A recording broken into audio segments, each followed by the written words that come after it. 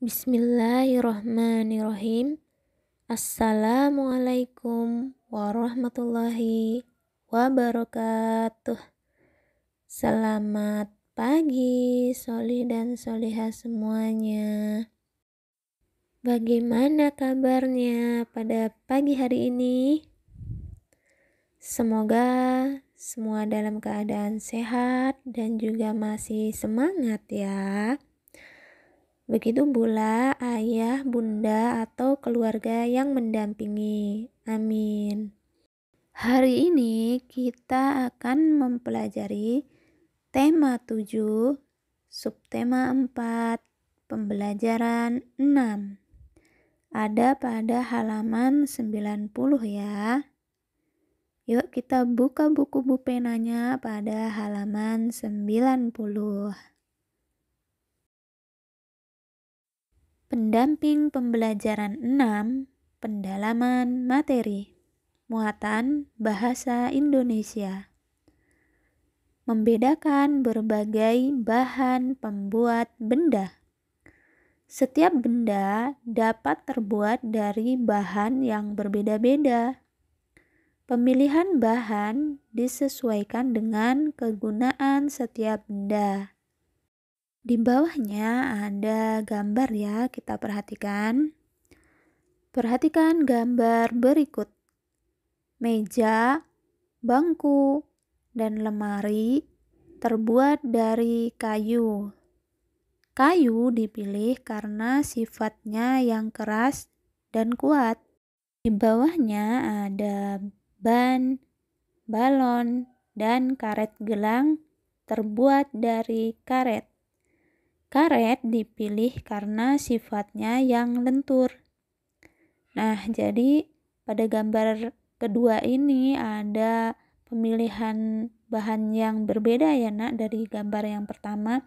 Kalau gambar yang pertama tadi kan menggunakan kayu ya. Nah, di bahan yang kedua menggunakan karet. Nah, jadi untuk meja, bangku, dan lemari di rumah kalian terbuat dari apa? Apakah juga terbuat dari kayu? Atau bisa jadi terbuat dari bahan yang lain juga bisa. Misalnya ada yang terbuat dari plastik atau dari besi juga bisa ya nak ya.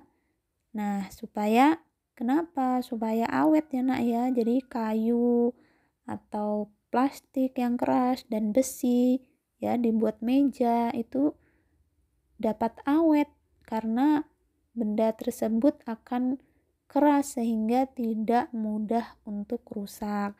Nah, sementara kalau ban, balon, dan karet gelang itu dibuat dari karet. Supaya apa? Kalau ban supaya lentur ya. Untuk balon supaya lentur sehingga bisa menampung udara. Karet juga lentur ya nak ya, jadi bisa digunakan untuk mengikat sesuatu. Selanjutnya ada buku, majalah, dan koran terbuat dari kertas. Kertas dipilih karena ringan.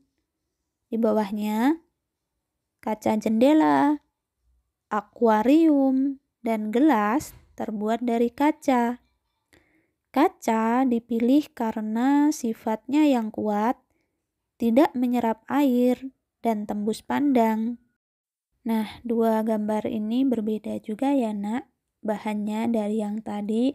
Kalau tadi kan ada yang terbuat dari kayu dan terbuat dari karet. Sekarang benda-benda ini ada yang terbuat dari kertas ya, seperti buku, majalah, koran.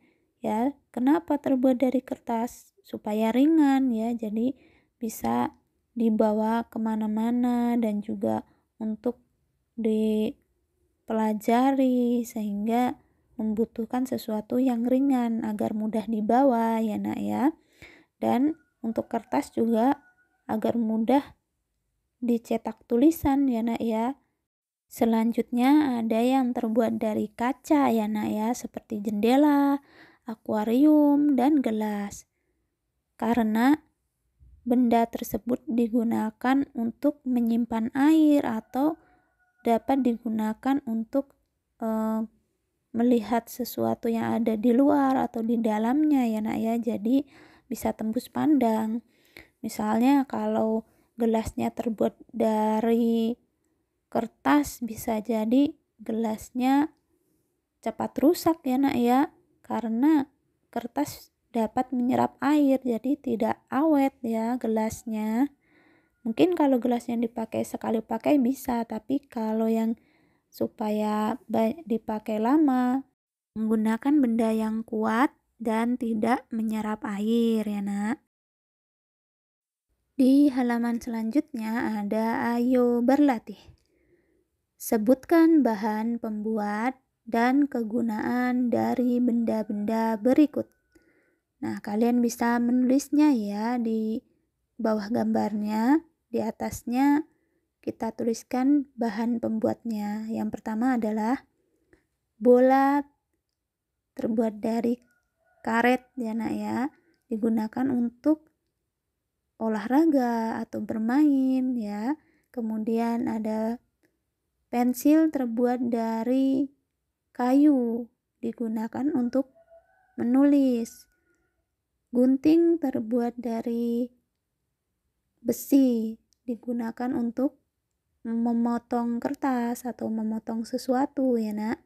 Kemudian ada kemoceng terbuat dari bulu ayam, digunakan untuk membersihkan debu. Dan sepatu terbuat dari kain, digunakan untuk melindungi kaki. Yang terakhir ada cermin terbuat dari kaca, digunakan untuk bercermin ya nak ya, atau melihat benda yang ada di depannya. Lanjut, di bawahnya ada pendalaman materi, muatan matematika, menjelaskan hubungan pengurangan dan penjumlahan. Perhatikan contoh berikut. Soal cerita, kita baca ya. Jonas memiliki 54 kelereng. Saat bermain, ia menang 10 kelereng. Berapa jumlah kelereng Jonas sekarang? Nah, penyelesaiannya 54 ditambah 10 sama dengan 64. Nah, di bawahnya, setelah menang 10 kelereng, jumlah kelereng Jonas menjadi 64 butir. Berapa butir kelereng Jonas mula-mula? Mula-mula itu awalnya ya nak ya. Jadi penyelesaiannya 64 dikurang 10 sama dengan 54. Jadi kelereng Jonas semuanya ada 64 setelah menang. Kemudian dikurang 10. Jadi ada 54. Itulah jumlah kelereng Jonas awalnya. Yang terakhir, Jonas memiliki 64 kelereng setelah bermain. Saat bermain, ia menang. Kelereng Jonas mula-mula 54 butir. Berapa kelereng yang dimenangkan Jonas? Nah, jadi kita mencari kelereng yang dimenangkan Jonas ya. Jadi pertama hasilnya dulu 64. Kemudian dikurang kelereng Jonas awalnya 54. Hasilnya adalah 10. Jadi Jonas memenangkan 10 kelereng ya. Nah, itulah hitungan atau hubungan pengurangan dan penjumlahan ya nak ya. Jadi bisa dibolak-balik ya nak ya ketika untuk mencari jawaban dari beberapa pertanyaan tersebut. Dari soal pertama yang operasi hitungannya menggunakan penjumlahan, kita dapat menjadikannya operasi hitungan pengurangan ya nak ya, dengan cara dibalik ya. Jadi hasilnya terlebih dahulu kemudian dikurang dengan hitungan atau bilangan yang sebelumnya. Jadi 64-nya dulu kemudian dikurang bilangan yang ada penambahnya ya. Jadi dikurang 54 atau dikurang 10. Selanjutnya di halaman 92 ada ayo berlatih ya. Untuk keterampilan kinerja prakteknya kita lewati dulu ya Nak ya. Kita kerjakan ayo berlatih. Isilah titik-titik sesuai hubungan penjumlahan dan pengurangan yang tepat. Ada 5 nomor ya Nak ya. Nah, kita kerjakan nomor 1 sebagai contoh. Selanjutnya nanti dikerjakan sendiri ya. Yang pertama, 45 ditambah 13 sama dengan 58. Nah, dari operasi penjumlahan tersebut kita buat pengurangannya. Nah, kita tulis dulu hasilnya ya, 58. 58 dikurang 13 sama dengan ya 45. Kan jawabannya juga bisa dicari ya Nak ya, di operasi penghitungannya atau operasi penjumlahannya. Kemudian yang di bawahnya 58 dikurang 45 hasilnya ya 13. Ditulis ya Nak ya. Jadi hasilnya juga yang ada di operasi penjumlahannya ya Nak ya. Jadi kalau yang nomor 2 kalian isi terlebih dahulu penjumlahannya berapa isinya atau berapa hasilnya, kemudian kalian bikin operasi hitungan pengurangannya. Nah, lanjut ya, kalian kerjakan sampai nomor yang kelima. Di halaman berikutnya ada pendalaman materi muatan PPKN. Kita baca dulu ya. Menggunakan benda sesuai fungsinya.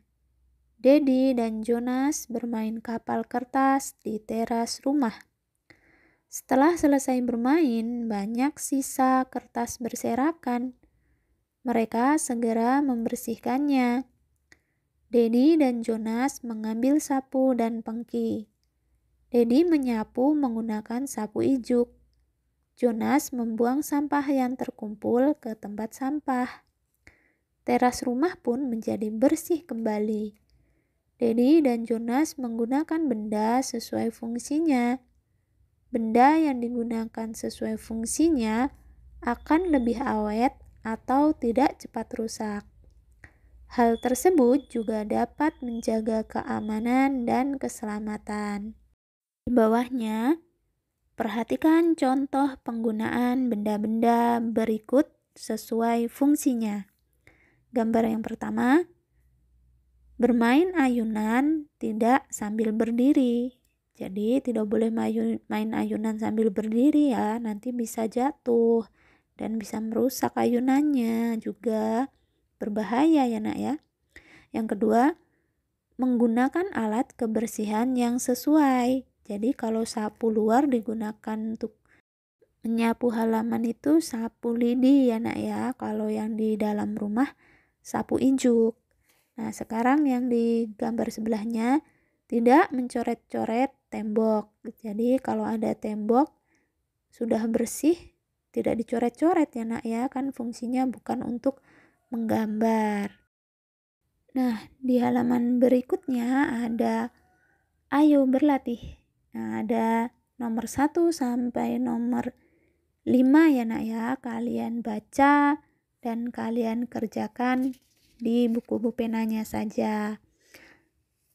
Nah, jadi kalian mencari jawabannya bisa di halaman sebelahnya yang tadi ya, yang menggunakan benda sesuai dengan fungsinya. Demikian Ibu akhiri pembelajaran hari ini. Semoga bermanfaat dan dapat dipahami. Tetap semangat dan jaga kesehatan ya. Ibu akhiri. Wassalamualaikum warahmatullahi wabarakatuh.